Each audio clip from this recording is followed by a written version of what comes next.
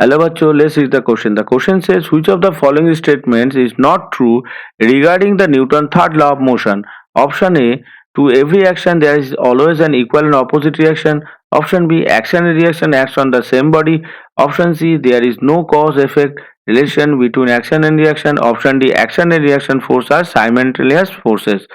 तो ये जो क्वेश्चन है ये हमारा न्यूटन के जो थर्ड लॉ है उसके रिलेटेड है। तो न्यूटन का जो थर्ड लॉ है वो क्या कहता है?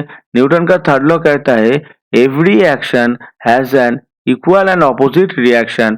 लेकिन इसमें जो है एक्शन और रिएक्शन एक ही ऑब्जेक्ट के ऊपर एक्ट नहीं करेगा, क्योंकि अगर ये एक बॉल है सपोज और यहाँ पे एक बॉल है, तो ये बॉल अगर इस बॉल्स के साथ कोलाइड करेगा तो ये बॉल उसके तरफ इस डायरेक्शन में फोर्स देगा और इसका जो रिएक्शन आएगा वो रिएक्शन आ जाएगा इस डायरेक्शन में, यानी कि इस बॉल के ऊपर।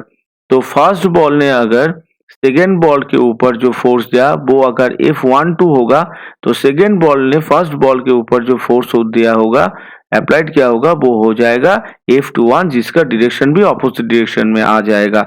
तो ये जो हमारा स्टेटमेंट है या कि जो स्टेटमेंट है ये इसमें जो ऑप्शन बी जो है the action and the reaction act on the same body, ये हमारा गलत हो गया, क्योंकि अगर एक्शन और रिएक्शन सेम बॉडी के ऊपर आ जाता है तो body is in the equilibrium, क्योंकि नेट फोर्स अगर जीरो हो जाएगा तो बॉडी इक्विलिब्रियम में आ जाएगा, तो उसका कोई मोशन भी क्रिएट नहीं होगा। लेकिन अगर किसी बॉडी के ऊपर फोर्स एक्ट करता है तो उसका एक्सेलरेशन भी जनरेट होगा, उसका मोशन भी आएगा। तो एक्शन रिएक्शन अगर एक ही सेम बॉडी में एक्ट करेगा तो उसका एक्सेलरेशन जीरो होगा और इक्विलिब्रियम स्टैब्लिश्ड हो जाएगा। तो ये हो जाता है गलत। तो हमारा आंसर आ जाता है option B, action and reaction act on the same body. Hope you all understood it well. Best of luck. Thank you.